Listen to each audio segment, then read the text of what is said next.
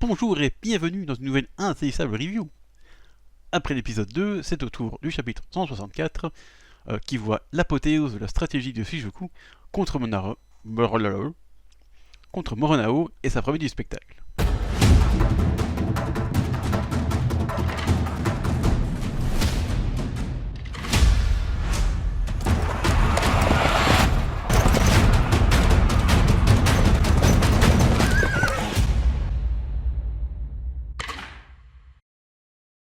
Mais avant cette apothéose, on a un court flashback sur la jeunesse de Takoji, qui, avant ses 14 ans, semblait pas très adepte des études et semblait n'avoir aucune volonté. Ce qui inquiétait son frère, Tadayoshi, mais aussi Moronao, qu'on voit à côté de Takoji. Parce que, on le rappelle, ils ont grandi tous ensemble, hein, les frères Ko, je pense que ça s'appelle, donc Moronao et Moriyasu, plus bien sûr Tadayoshi et Takoji, ils ont grandi tous ensemble, donc ils se connaissent depuis longtemps. Et c'est qu'après qu'un mystérieux jour de pluie, que Takoji semble investi d'une volonté divine et de l'intense aura qu'on le connaît bien. Ce serait donc cet événement qui pousserait Moronao à servir Takoji avec fanatisme et refuser tout autre dieu que Takoji.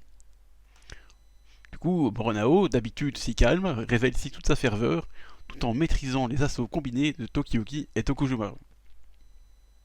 L'intendant des Ashikaga arrive donc à parer le tir d'Akie. Parce que c'était la petite stratégie du chapitre précédent, Tokiyuki et Tokujumaru vont combattre Moronao en espérant le perdurer assez pour que Akie puisse lui tirer dans la tête. Pas de chance, ça n'a pas marché. Et donc c'est nouveau à Shizuku de déballer la suite de sa stratégie, qui est encore une fois géniale. On fait croire à Moronao que Gemba apparaît devant lui, transformé en Natsu, pour l'insulter, une fois de plus. Alors qu'en fait, c'est la vraie Natsu qui l'insulte, et donc qui arrive donc à facilement éviter les coups d'épée quand on vient l'attaquer, parce que c'est une Tengu, donc forcément elle a appris à se déplacer très vite, et en plus elle a son équipement tridimensionnel digne de l'attaque des titans.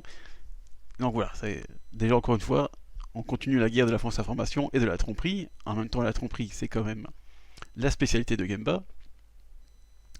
Et donc ce dernier, donc Gemba, lui, il arrive à s'osciller à quatre pattes parmi les soldats. Il a lancé une nouvelle bombe de sa préparation, qui est apparemment une espèce de bombe incendiaire, parce que vraiment ça explose et il y a du feu partout. Et tout ça en plein milieu des soldats ennemis. Le tout dans une pleine page superbe qui illustre parfaitement l'intense explosion. Comme toujours, Yusai Matsui me régale avec ses pleines pages dantesques, claires et détaillées. Chaque fois, il rate pas. C'est assez incroyable la régularité de l'auteur. D'ailleurs, sur cette scène, on a du coup droit à un petit développement du personnage de Natsu, parce que qui arrive en fait à insulter Moronao, qu'elle craignait pourtant. Ça paraît bête comme ça, à dire oui, elle a réussi à l'insulter, bah, bravo, ça tout le monde peut le faire. Mais on a vu dans les précédents chapitres quand même qu'elle craignait beaucoup Moronao, c'était quand même son ancien patron. Et je pense qu'elle avait un peu de respect aussi pour lui, donc du coup, puis faut dire que Moronao, avec sa tête, il fait quand même peur. Donc voilà, je pense que ça a l'air bête comme ça, et un peu trempé dans la comédie, mais je pense que pour Natsu, c'est quand même un accomplissement assez intense.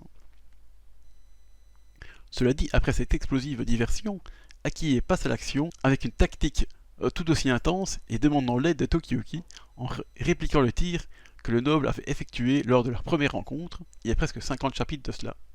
Ça fait beaucoup quand même.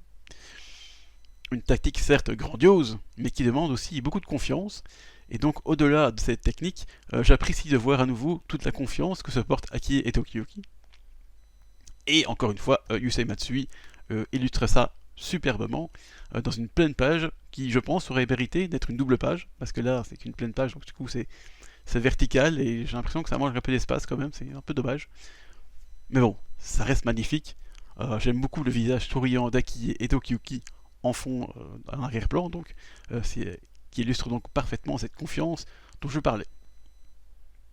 Cependant, tout cet esprit shonen et cette force de l'amitié, c'est pas là juste pour faire joli, mais ça vise aussi à embrouiller Moronao, car Tokiyuki, en se plaçant entre Akie et Moronao, bloque la vue de ces derniers, et ne voit donc qu'au dernier moment la puissante flèche décochée par Akie, et bien sûr évitée par Tokiyuki, parce que bon, qu'est-ce que Tokiyuki ne peut pas éviter, à part les coups de Moronao, parce que bon, lui, il est quand même à un autre niveau. Mais donc voilà, encore une fois, là c'est magnifique.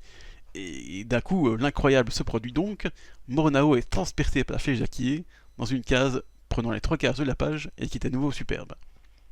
On ressent bien la puissance de l'impact de la flèche sur Mornao, qui tombe d'ailleurs de son cheval. Et du coup, le chapitre se termine ainsi. Et maintenant, il serait intéressant de savoir si cela suffira pour vaincre l'invincible Mornao, car personnellement, ça ne m'étonnerait pas qu'il arrive encore à déployer une puissante contre-attaque, même avec une flèche l'ayant gravement blessé.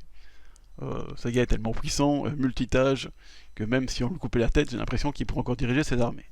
Mais bon, ça, on verra dans le chapitre prochain, qui arrive dimanche, et c'est là-dessus que je conclue donc cette review. Au revoir.